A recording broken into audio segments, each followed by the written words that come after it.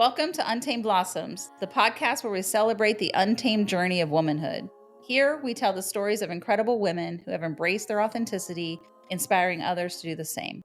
From entrepreneurs to artists, activists to adventurers, we share triumphs, challenges, and the beauty of self-discovery. These are the stories of women blazing their own trails, breaking free, and blooming unapologetically. Join us to connect, be inspired, and celebrate the power of women's stories. Together, let's rewrite the rules and embrace our wildness.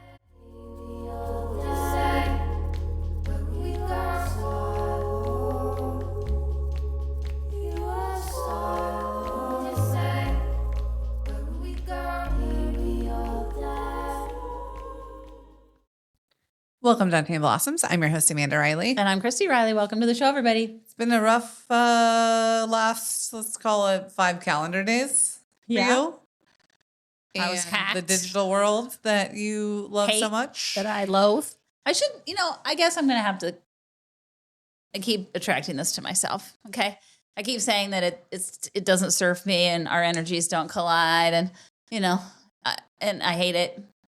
All of those things are true. However, I feel like I keep inviting these things into my world. I don't know if the fire horse energy is embracing, is giving me permission to leave it behind, leave social media. And I over the weekend, I was hacked, everyone, on Facebook. Actually, they hacked my Meta business account, which means that they got my Facebook account and my Instagram account personal. We still have access to Untamed Blossoms. I had a little doggy account that's gone on Instagram for little Willie. And so all that's missing. That's anything that was linked to my personal account. These master genius evil minds really know what they're doing. And I did have multiple step authentication. Yeah. But they were able to hack my email and get the code in the middle of the night to change the email on the account and my birthday and my phone number. So by the time I went to recover the next day, which was less than 12 hours from when they did this, was like 8, there was nothing recognizable in the Facebook world to allow me to even recover the account. So it was completely lost. And because Facebook has a policy that when you set up a new account, you can't just spam a whole bunch of people. So you're limited on how many friends you can request in a day's time, which is like 5. Mm-hmm. So I tried to automatically just friend everyone that popped up on my phone, at least, and put out the word. But alas, only like 5 people got added. 10. I didn't know that until after the next day. And so fortunately, some people thought it was fishy and called me before they sent money. Other people, because they basically hacked you and started putting all this fake shit up for sale at a very that I had a price. dying uncle. Put my face on a photo that wasn't mine. So I don't have an uncle. I don't know who that man is in the photo. I don't have a sick uncle. None of that was true. People who knew me closely knew it was a fake right away. People who, that's you lose the touch. Good and the bad of social media is that you can be friends with somebody from 20 years ago and you're still friends with them unless you've unfriended them, which I don't really do. Yeah. I just let them ride. If they're not, I only unfriend people that either I want to disconnect from or that I had an issue with or it's painful, whatever that is. But that's been very few. Most people I'm still friends with. So it was, I did get somebody who contacted me who was like, bitch, I want my money back. And I'm like, hey, I was hacked. Wasn't me. So I hope people, if you're listening, I'm sorry, was not me. I've been hacked. I do have a new account, but the recovery of this account, what I'm being told, is going to take months. But I kind of want to be done. I don't blame you. I kind of want to be off of social media altogether. I'm one of those people that can quickly be found doom scrolling. That's the funny story about me is my mom said this about my brother and I, my middle brother, Doug. She's like, if there was ever a TV on when you were small, you were like some sort of fucking hypnotized moth to a flame, mouths open, you stop hearing people, you zone in on the TV and you're like, nobody can get to you. Yeah. And even today, like I'm way less prone to that, but I'm so easily distracted by a screen and TV. And so I find myself, if I get on social media, I can lose an hour really fast. Yeah. And I'll be like, it literally is like I'm in some sort of a stupor. Yeah, like a trance. Yeah. And Santa's like, sometimes I'll be saying stuff to you and you can't even hear me. And I'm like, oh my God.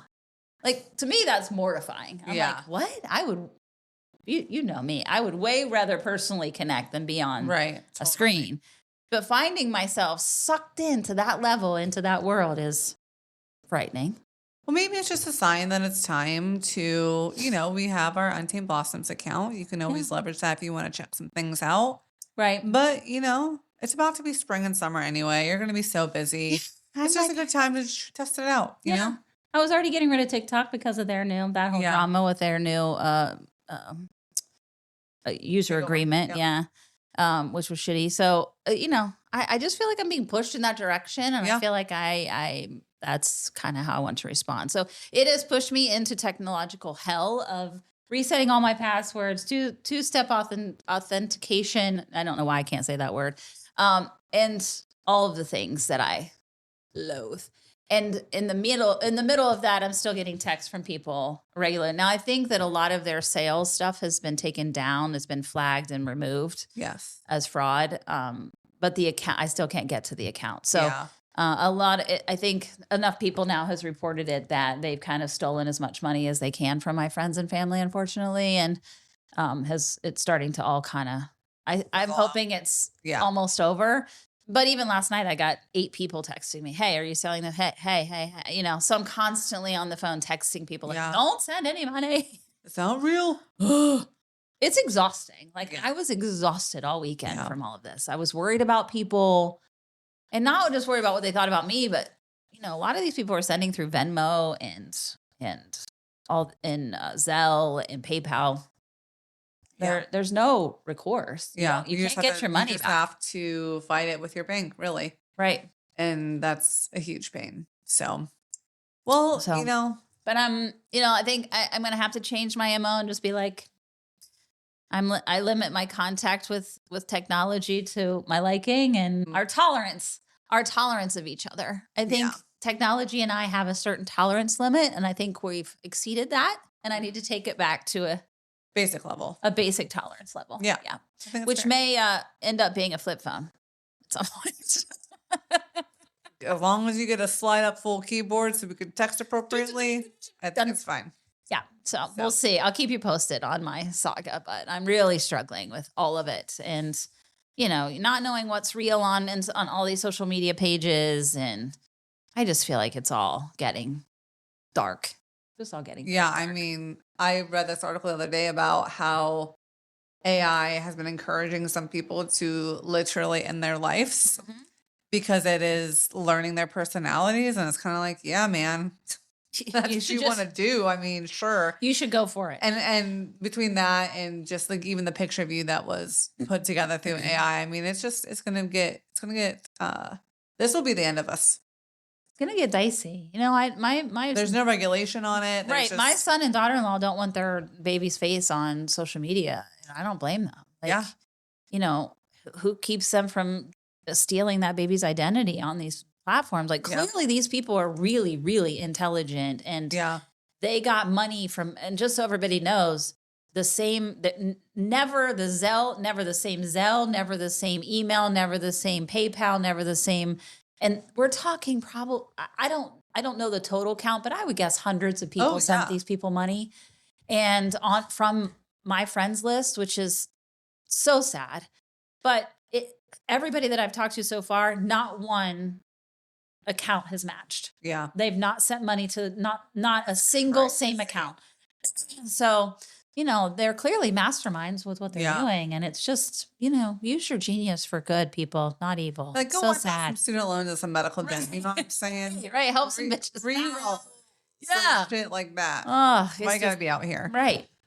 I'm not going to talk about this weather. I'm leaving for Florida tomorrow, bitches. Going to Florida tomorrow. The first plane ride in over a year. Yeah, girl. I mean, I used to take like 3 to 5 trips a year. Right. So this is pretty bonkers, but I am so excited to be in the sun. And it's going to be great. Had a blood thefting situation this morning for my veins, and I am just really looking forward to kicking back. Yeah. relaxing. For those of you who know Amanda or don't, she doesn't love getting her blood drawn. And I talked about it on here. I found a lady who does a good job. Yep. And the lady struggled this morning. Today was not a good day for her or myself. Right. So I am looking forward.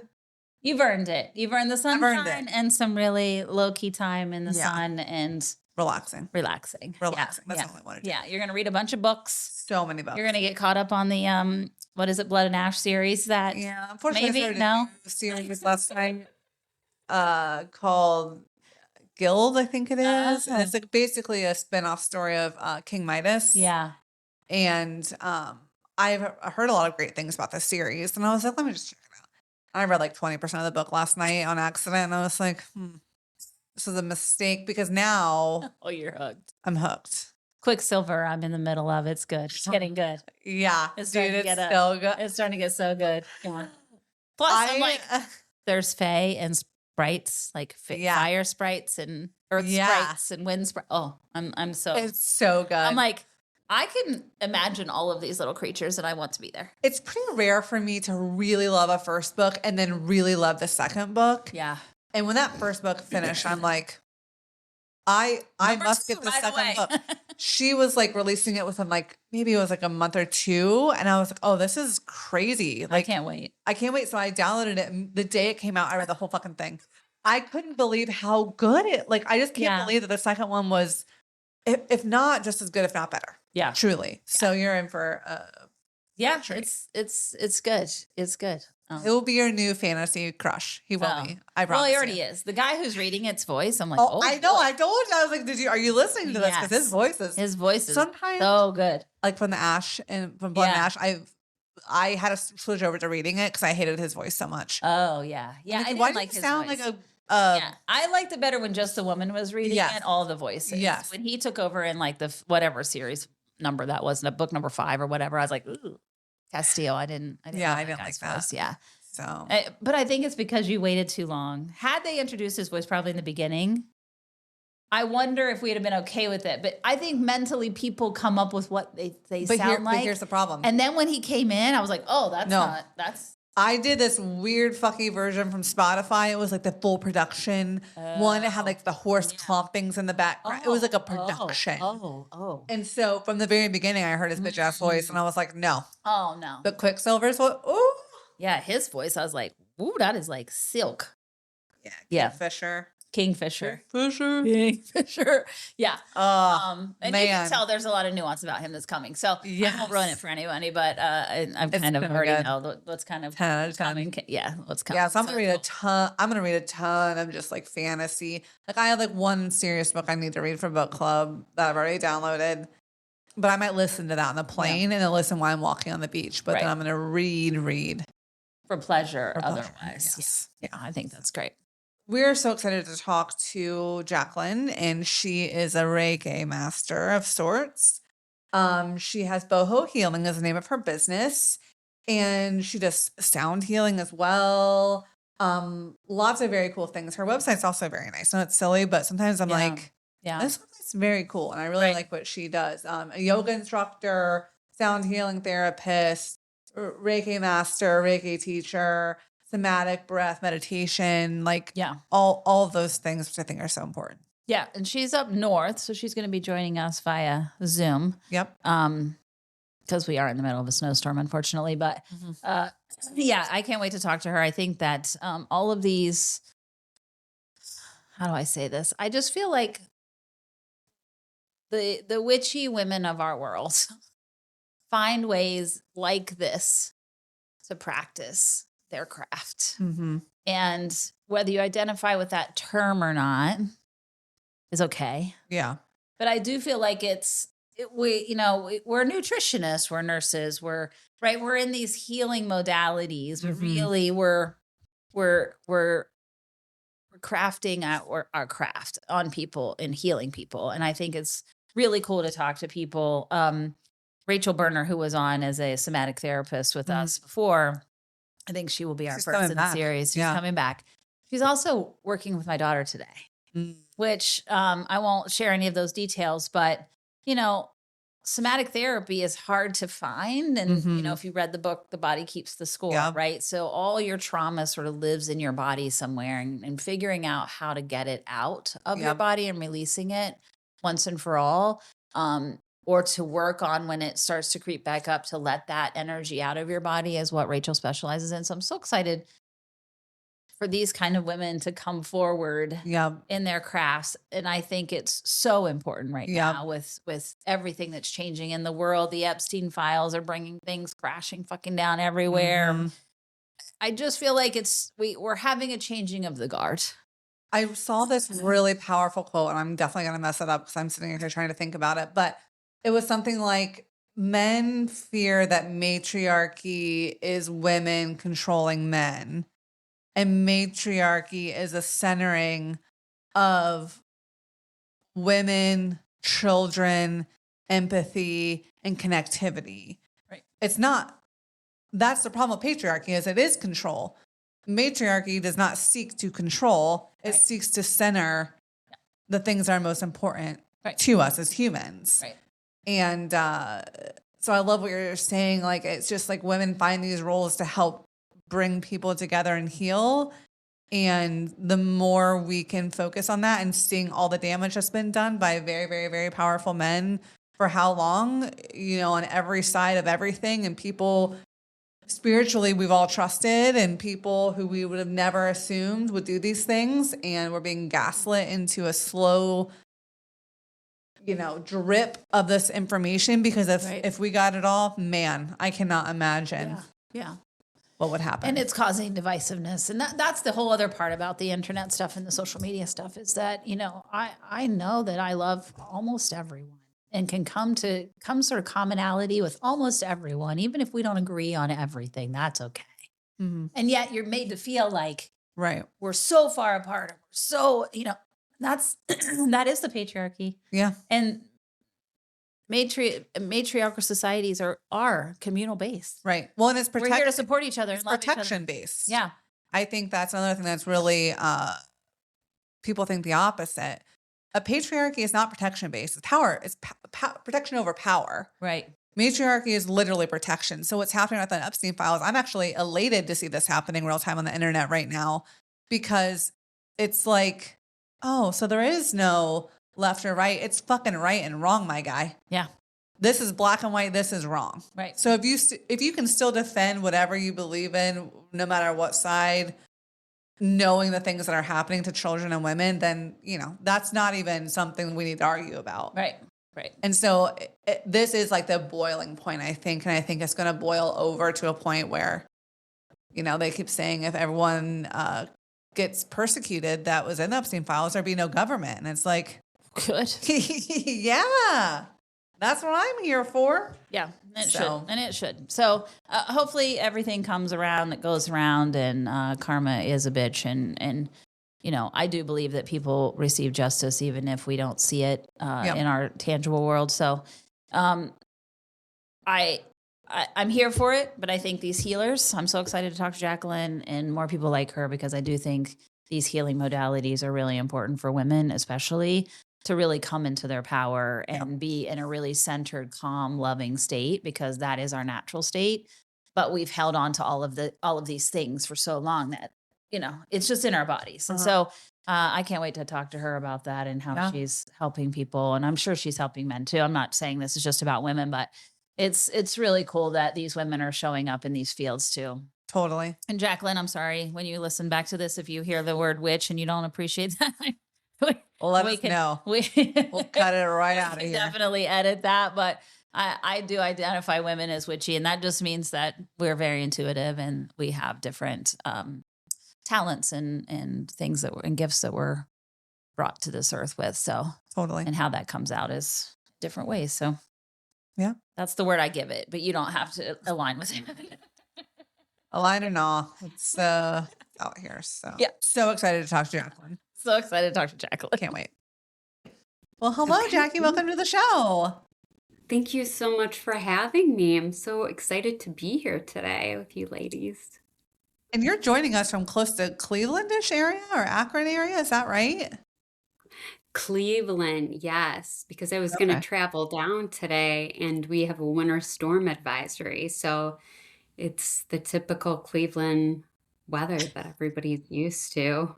It's Yeah. Yes. hitting hard. My Yes. kids wanted, they're disappointed because today wasn't a snow day. They've had about 30 so far this Like, winter. you've had many snow days this winter, I'm sure of so it. Yeah, I'm sure of it. Yeah, well, you guys have gotten more than we've gotten, and we've had plenty down here, so I can only imagine.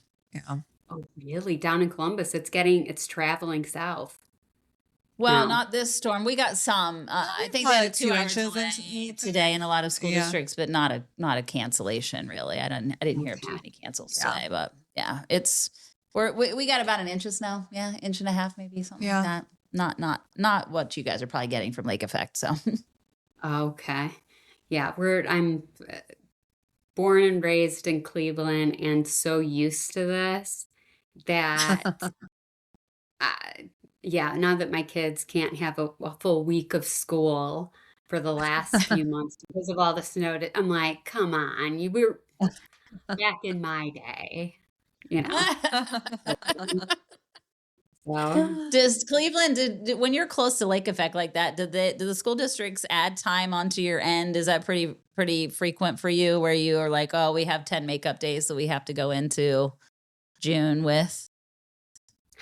no, now as a parent, I would love that, but they just let us get stupid. Yeah, Oh, they let us nice. just they just let us have these short years and leave us uneducated. So Yeah, it's they're like, "You know what? been We've done what we can do, Yeah. and, Yeah. We're going to give all of our teachers their full have summer a good break. summer." Yeah. Yeah. Yeah. exactly, I love that for the exactly. teachers in your districts. That's fantastic. Yeah, they're good teachers. They are good teachers. Before we get started, we would love to know what your sun, moon, and rising sign is. And then also, we are also super into Enneagrams, so Yeah. that as well. Okay, I am a Libra. With the astrological, I'm not the best. So I am a Libra sun sign. Love And that. the lunar node, the moon sign, Sagittarius. Mm, Love that. that's a nice And, mix. and then Enneagram 7. So Okay. the enthusiast or the Epicurean, which makes me feel like a real glutton in life. It's true to the Enneagram 7. And uh, then, as you know, Sarah Wren gave me a full breakdown of my human design. I think I'm a manifesting generator. Does that sound right? Yeah. We are too. We're both manifesting generators. We're Yeah. both man gens. Yep. Really making stuff happen. Sometimes more than we should. Yeah. Yeah. In true manifesting generator fashion. Get Yeah, bored with and things and be like, nah, I'm done with that. On to the next. On to the next. yeah, keep it moving. Keep it What about moving. you? What Enneagram signs are We're you? both twos. Yeah, Twos. both of us. We're both manifesting generators. We're both 2 Enneagrams. She's a Sag sun. I'm a Sag rising. Yep. It's a lot of chaos You're here. Leo, I'm a Sag. Yeah. Yeah. It's crazy. Oh, wow. We got Those a lot of Leos. energy over here. Nice, Yeah. nice. I always, our friend Sarah, that obviously you know as well, I always tell her I need her to be more Leo for me. You know, I'm like, look, you're being a little too toned down, Sarah. I'm gonna need you to up your Leo a little bit today. Pump it up. Pump it up. There, you know. So She's a sweet angel. sweet angel. We love Oh, her. Love you, Sarah.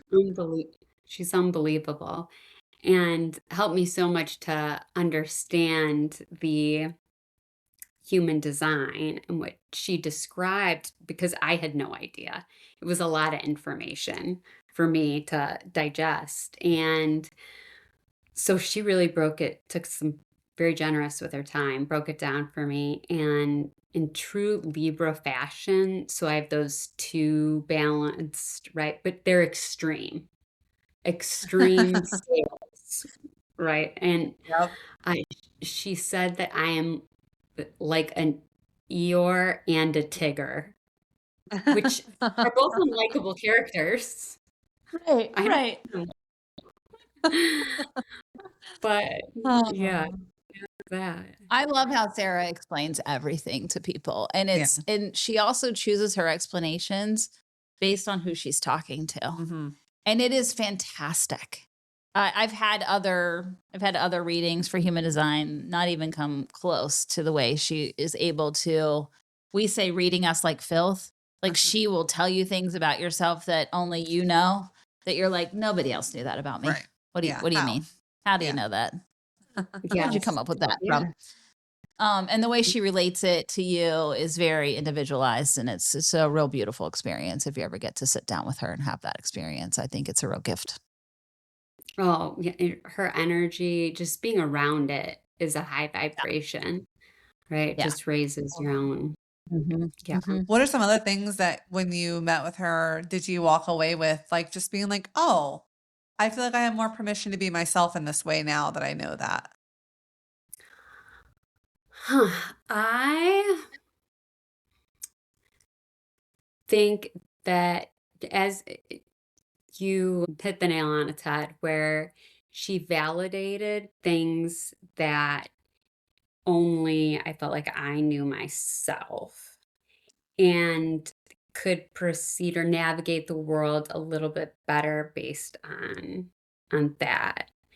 I had disclosed to her, which it's not easy. I think even in my area of wellness and energy healing to disclose kind of like what some people like spirit guides or before I was incarnated, maybe memories of before I came down to earth, right?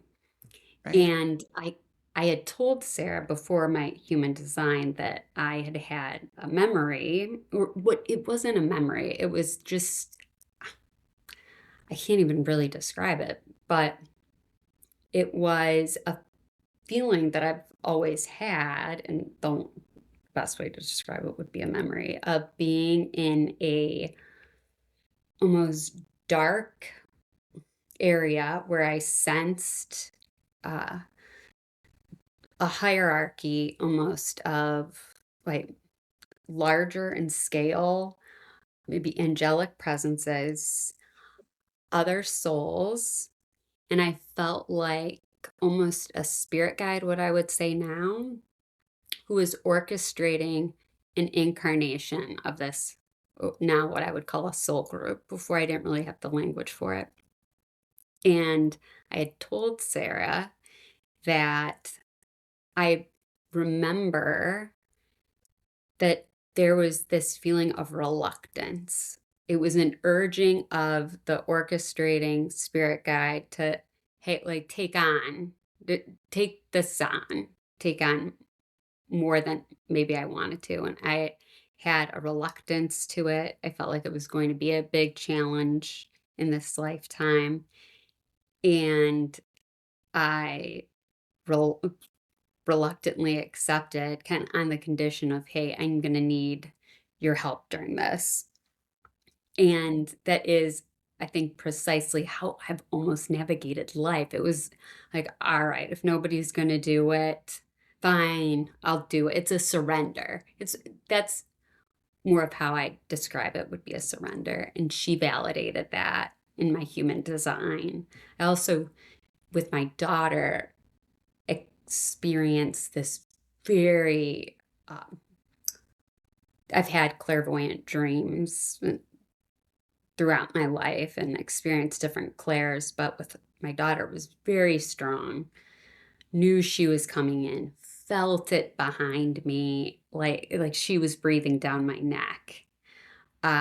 And so when I became pregnant with my daughter, I almost knew who she was. It wasn't under conventional circumstances that I became pregnant with my daughter, but felt like I knew her. And Sarah was able to validate a lot of that So I and after my human design discussion with her and her explanation, I've better been able to do my own energy work and know where my strengths and weaknesses Yeah. from what I And so did you kind of always feel like from like a young age that you had some of this, like you mentioned clairvoyance or these dreams or like these feelings? Do you feel like you always were in touch with that?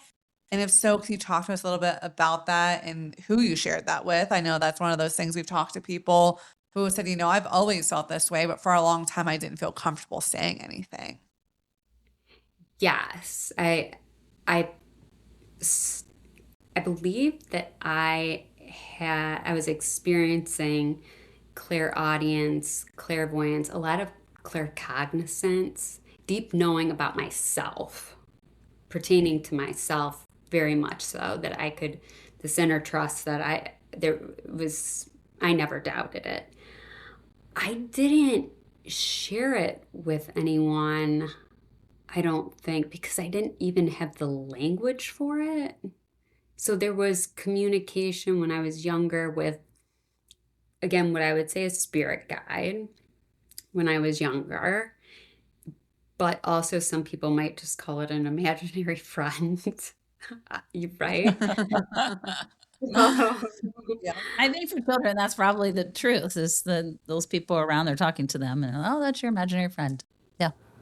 precisely. And then as the clairs developed and changed over time. So for a good chunk of time and sometimes still, I had clairvoyant dreams. And but it would be for a solid chunk of time.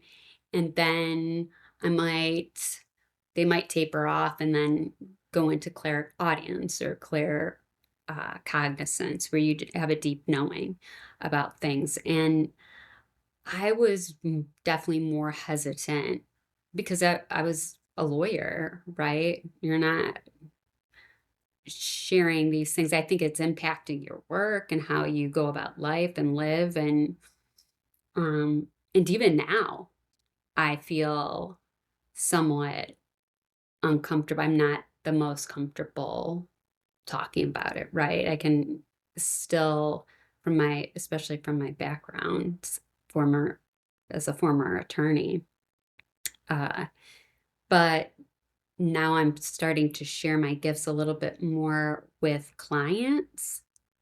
So it's not just focused inward for myself and my own life, and that's an area of vulnerability. I think that I'm opening myself up to a little bit more. So It's beautiful. there's always been a hesitation, but as we all have it, and that's and access to it.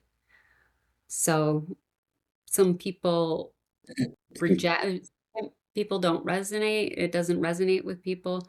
Some it does, and I've really found that it's beautiful when we all have that connection, right? Between Yeah. source in whatever way that's coming through and with other people.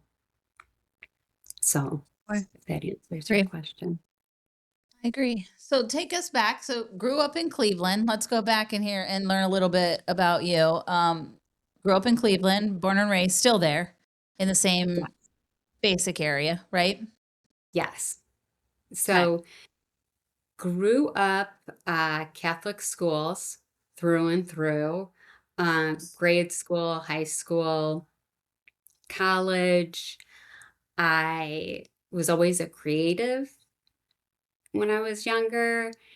And I joke with one of my spiritual mentors, coach that I have now, when we do inner child work, right? It's more as though I plug in to that inner child because I was so confident. I was just thought I was the shit. I mean, I can remember, I really did. I can remember telling my mom to sign me up for child modeling.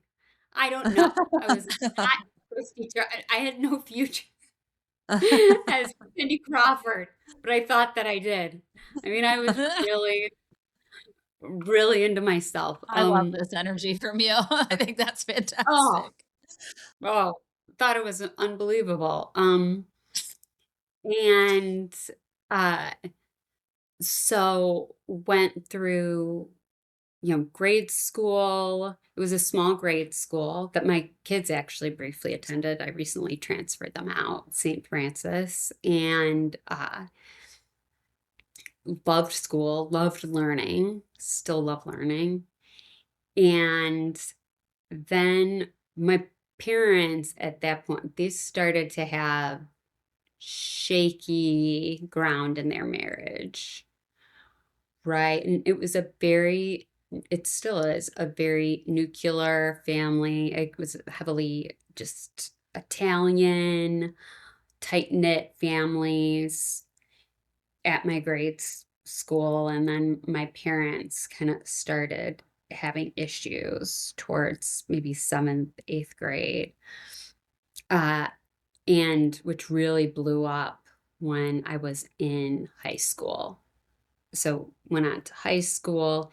It was a messy marriage that they had, and it was a messy divorce that lasted years Oh boy. to Wow. to resolve. Yeah, and it was a tough marriage. And then I have two younger brothers. None of us are married. I think in part probably because of what we went through with them. That was tough. But Yeah. loved high school, voted best personality of uh my small, albeit small, uh high school class. You're like, And I knew it. I knew I'd win this. I told them I oh, was awesome. I was a shoe-in. This Eeyore Tigger balance, it came together. I was amazing. Um, and yeah, just very social. Um, but always it had that connection with spirit. And well, I probably should back up. One trauma, which I don't think many children experience this as a trauma, but for me, it was a key developmental moment in my life. I, as the oldest in my family, right, believed in Santa Claus. It was I was the first one to receive the news, right? And the way in which I received it, I was too old to probably be a believer. And I would check in with my mom throughout the year with Santa real, right? And I'll never forget, this is imprinted in my memory. I was doing homework once, it was in the fall, and Santa real mom, she calls me into the other room and says, "The spirit of Santa is real." Right then, the dominoes began to fall, right? Wait, No. Santa isn't real. Wait, the Easter Bunny, the Tooth Fairy. Oh my gosh! And it didn't take me long to go. And God, Oh, God yeah. isn't Oh boy. Santa the God pipeline is Oh, strong. it is Yeah. strong. Yeah. right. Have you experienced it? Have a lot of people come in and said that? I feel like I was kind.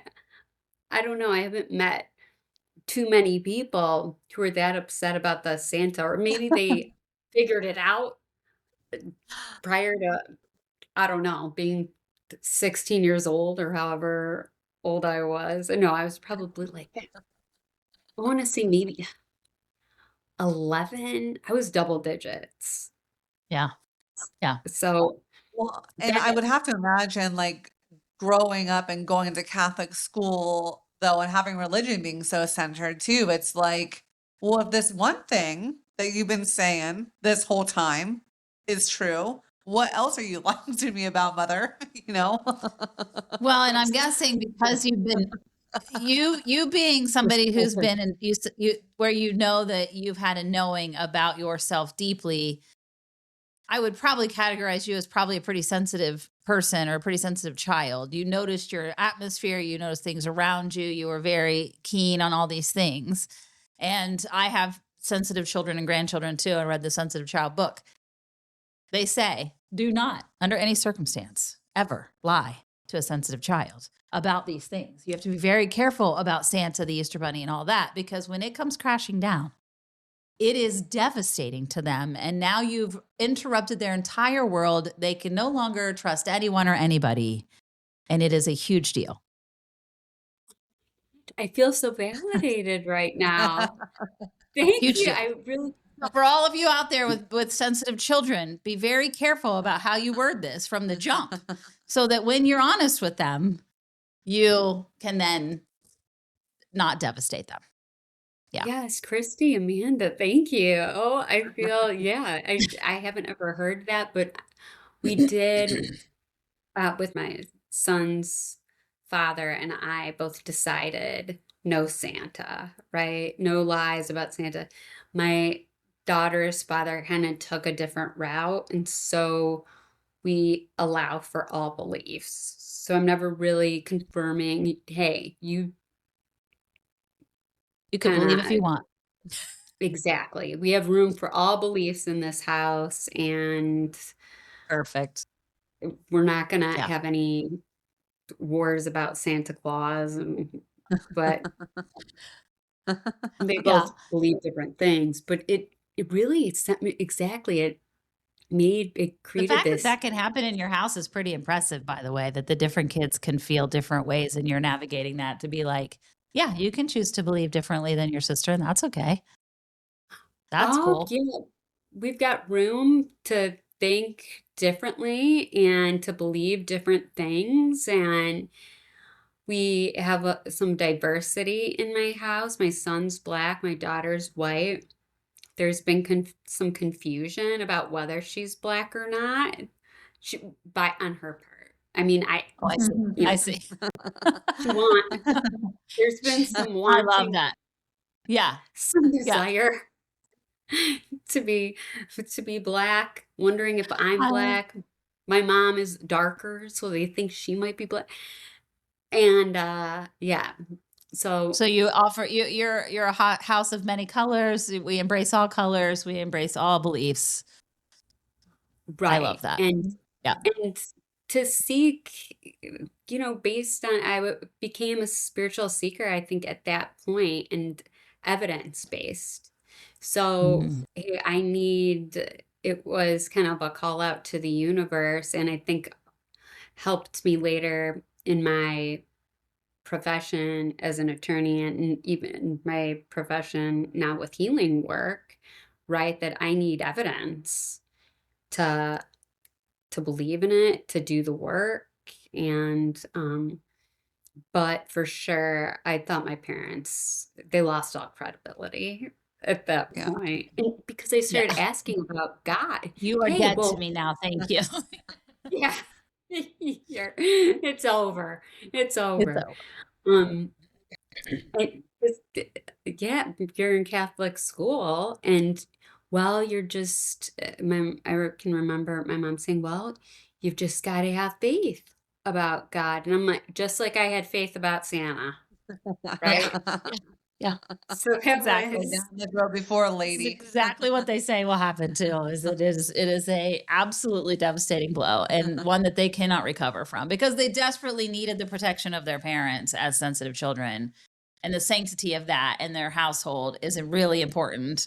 And because they understand nuance and they sense it and they have deep knowings about things, that if you tell them something that becomes untrue and you intentionally deceive them, it will become the undoing of them in a big way. So it is a major T trauma for them to understand that, because it takes down the whole deck of cards. it feels good to hear that, because yeah, that was my experience.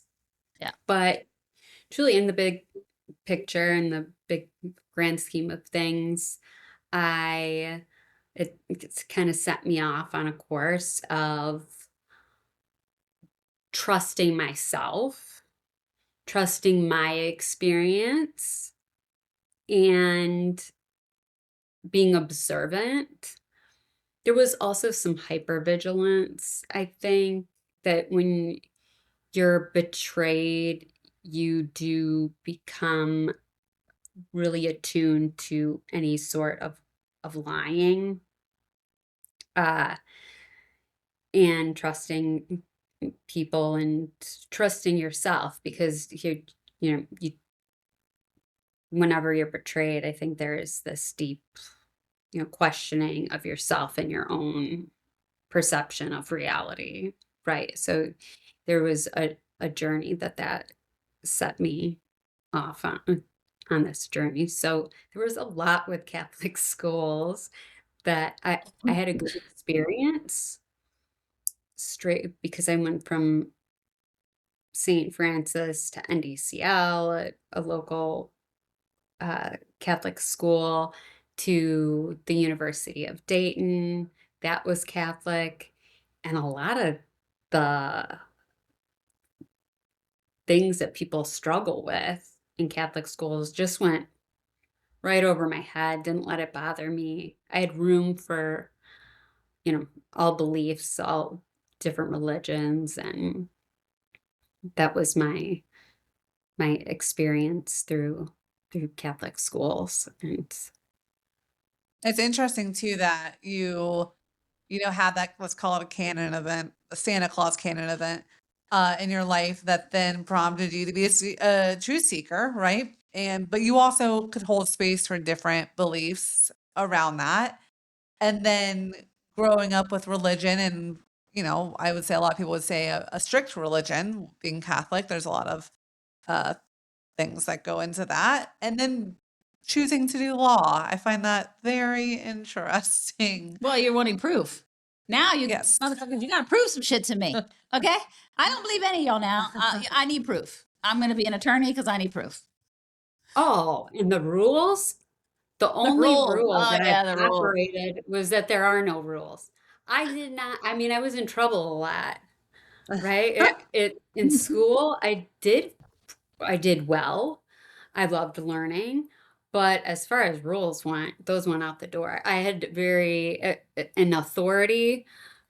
Again, you kind of you're wondering if these people know what they're talking about, and so Do you remember when you decided to be an attorney? Like that moment where you're like, I'm gonna be an attorney. it was so because I had a passion for creativity and art and writing.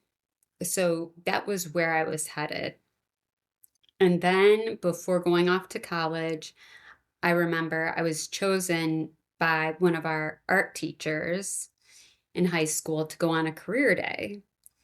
And I noticed that all of these places we were visiting, graphic designers, they were behind computers all day. They weren't painting, they weren't doing the hands-on art that I wanted to do. And I felt as though my strength really resided in my creativity as opposed to a specific area of art. So I went in undeclared at the University of Dayton. But right before that, I had uh, worked for my mom's divorce attorney, which was interesting in and of itself. I remember my dad offering me money to steal his file. Oh gosh. That gives you some insight into. Oh uh, gosh. I We have some didn't. inside info. Yeah, I didn't steal the file. I had some ethics back then. I had some boundaries. Um, so I remember Mary Joseph Clare, the attorney that I was working for, saying that She really enjoyed being a lawyer because felt privileged to have people come to her in some of their most difficult times. Usually that's when people need an attorney, and it was a privilege to help them in those darker times and help them find a way out of whatever mess they were in, right? I was born on the Feast of the Guardian Angels. Okay.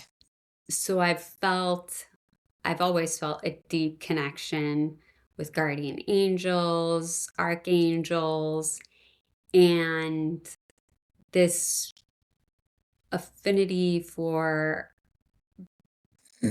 protecting others, advocating for others. And when I worked for Mary Joseph Clare, I saw that, right? With her work with clients, where you're kind of stepping up to the plate and you're really guiding and protecting them during difficult times in their lives. So I think it was around that time that I started to seriously consider law.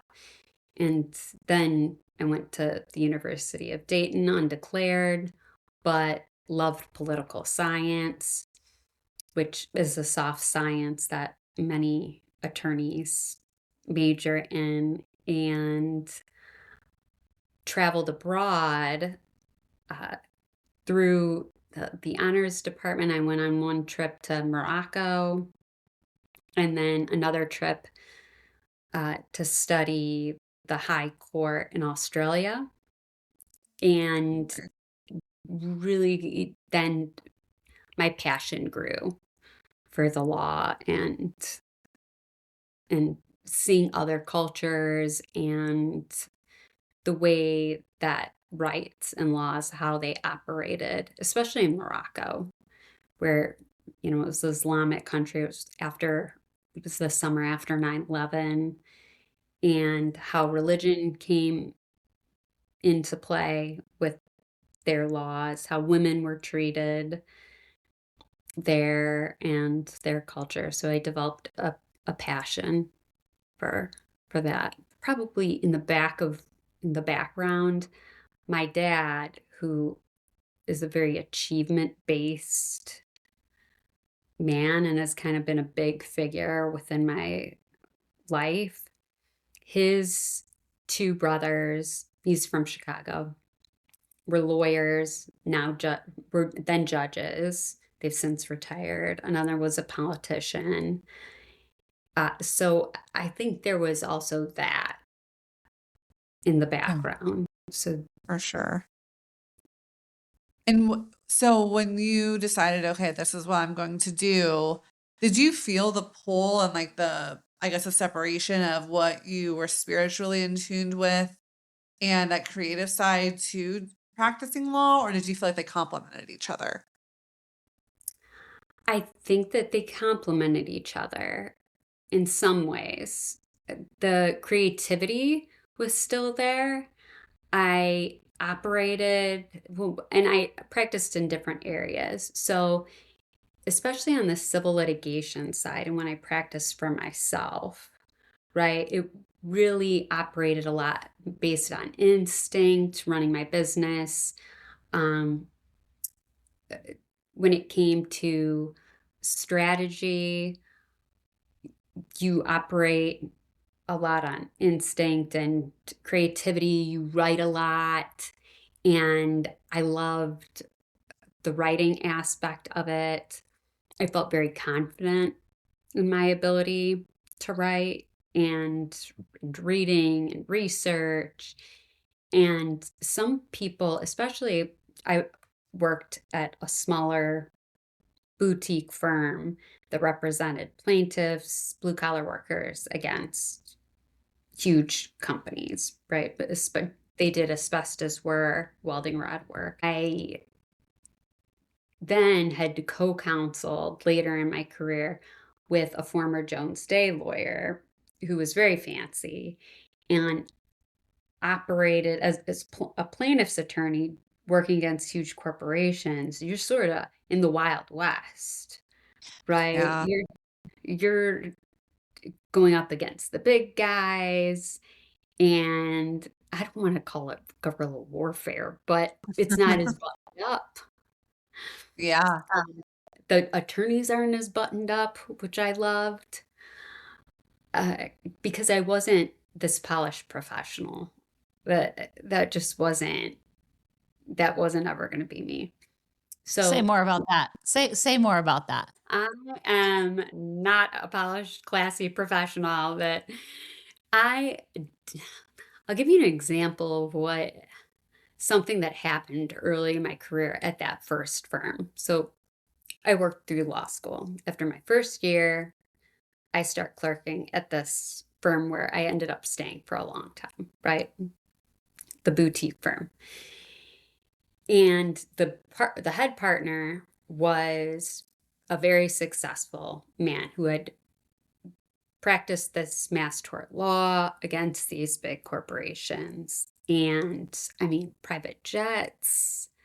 The man was smart, and he was able, I saw, to be himself and go up against these big firms, these big corporations, and be successful. And I'll never forget working there over the summer, and I heard it was a female partner at the firm, and I'm, typing away, and, a little bit, I'm new, I'm then fresh out of my first year, and I hear her say, "You call that cunt back and tell her to go fuck herself." Oh boy. And Boy.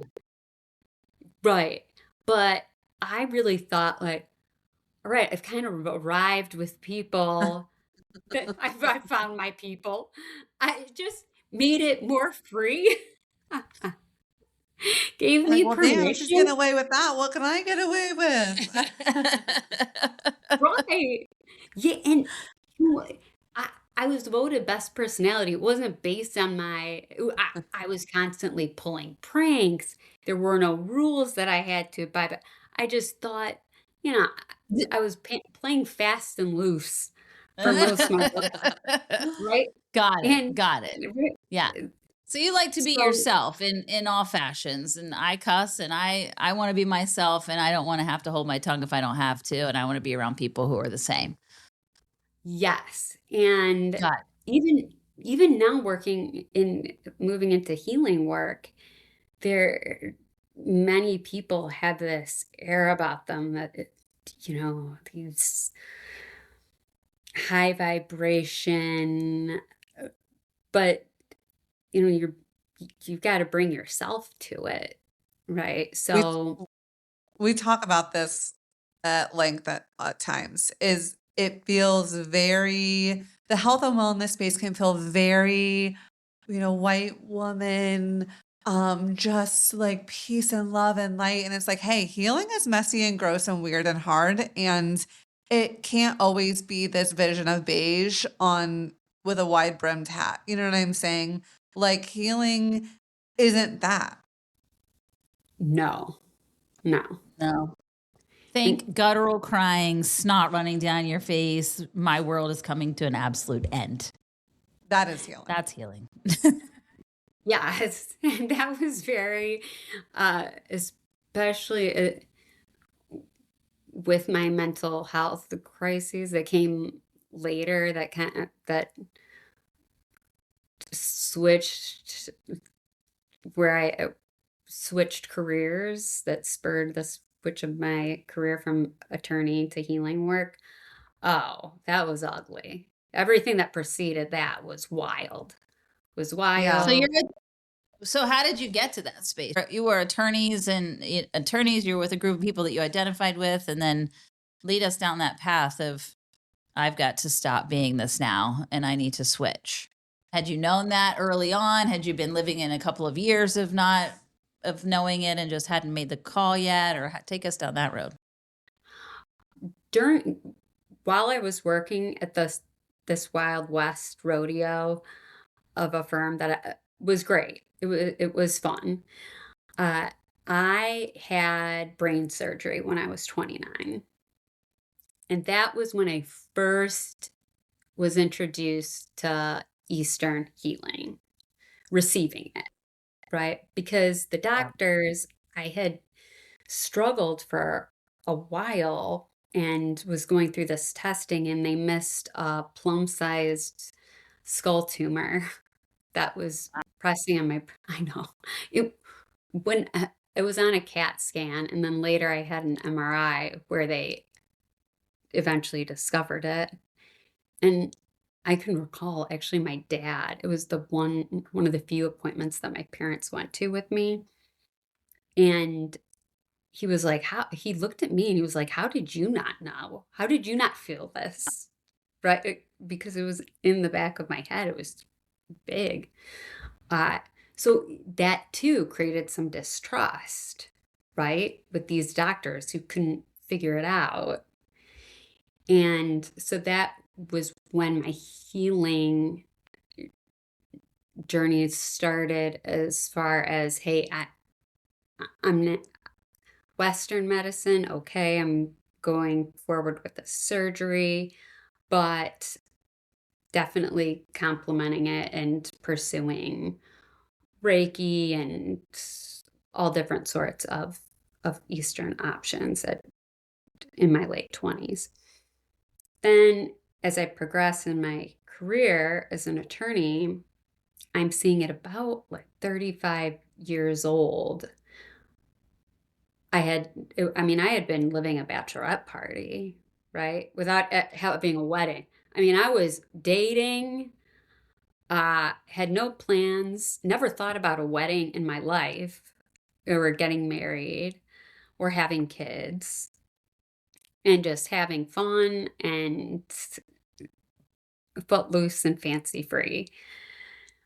But yeah, at about 34, 35, I start seeing women colleagues, right, who are married, trying to have kids, and they're struggling. I'm seeing people having miscarriages, in vitro, trying for years, because we're all doing this later in life, given the career path we've chosen. Most of us are getting married later and having kids later. And I just thought I better get on it. And so, being the Enneagram 7, impulsive, and also Myers-Briggs, and ENFJ, or ENFP, I have no judgment, basically. It tested perceptive, no judgment. Just, and all of the, You just act. You just go.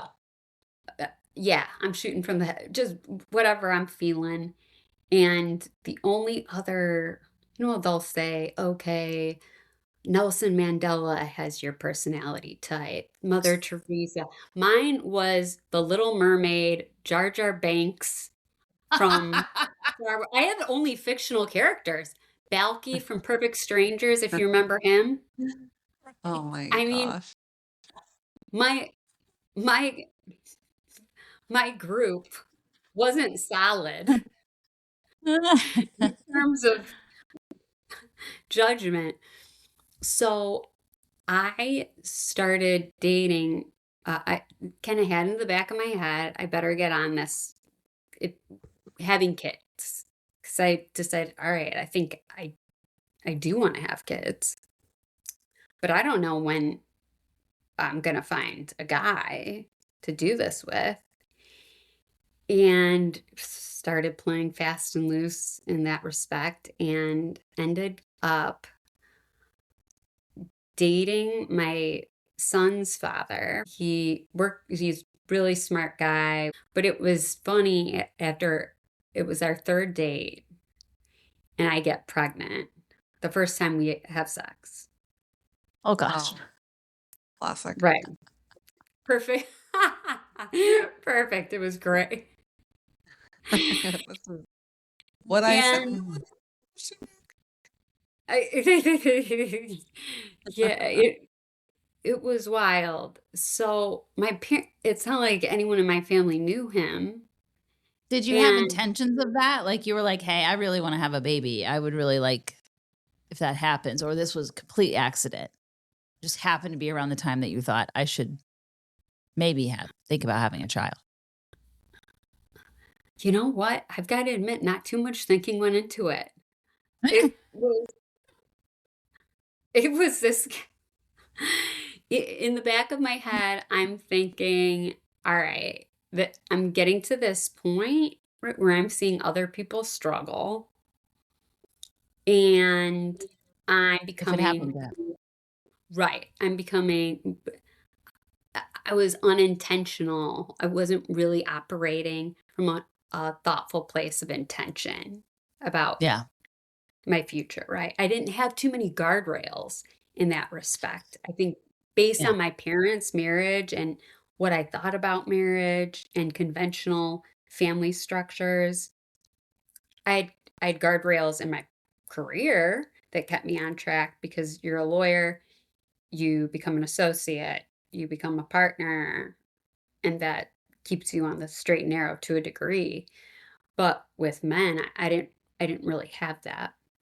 So I get pregnant the first time we have sex, and uh, I just thought, like, let's give it a go. I guess it was a very, um, and he was very supportive. There was never any abortion, even the possibility of not having my son never even came up. Uh, and I'm very into accountability. So I kind of recognized I created this situation, and we moved in together. And that was my first trimester. I had always had an elevated mood throughout my entire life. Very happy, gregarious, but there's mental health issues that run in my family. And that first trimester, I became very despondent. And it felt, this was a spiritual experience in and of itself, but it felt like the veil between life and death had kind of thinned, or between a soul coming in or a soul going out had very much thinned. And I can remember feeling just a very strange, in a very strange state during that time. Over the course of that pregnancy, moved in together. And after the first trimester, my mood was better. And I did experience, we didn't find out the gender of my son, but many dreams about the gender of my son. And so it was pretty, I mean, considering we were strangers, right? My son's father and I, it was considering, and it's a difficult experience, right? In the best of cases, sometimes pregnancy and childbirth and postpartum and all of that is difficult. And I found that that became a problem in those years where I was having kids, because there was no baseline where my son's father knew me, right? mm-hmm.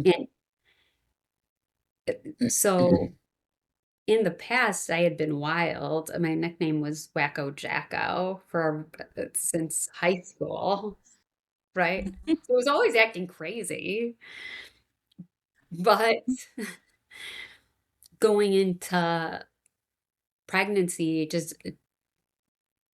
where your moods are changing and my body was changing, uh, he didn't have, we just didn't know each other well enough, right? No. And towards the end of that pregnancy, I remember I had a dream that I had a daughter.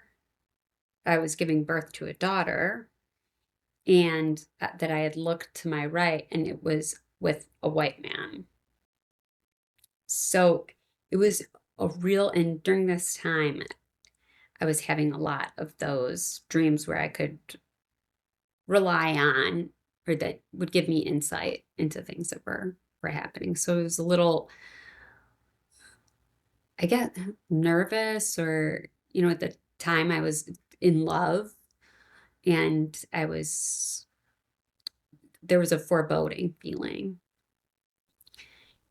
So end up having my son and struggled. Now I can look back and say struggled with postpartum issues at that time.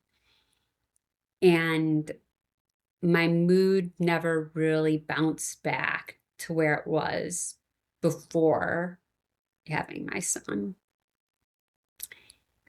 About a year after my son was born, it was somewhat of a mutual decision. His father and I went our separate ways.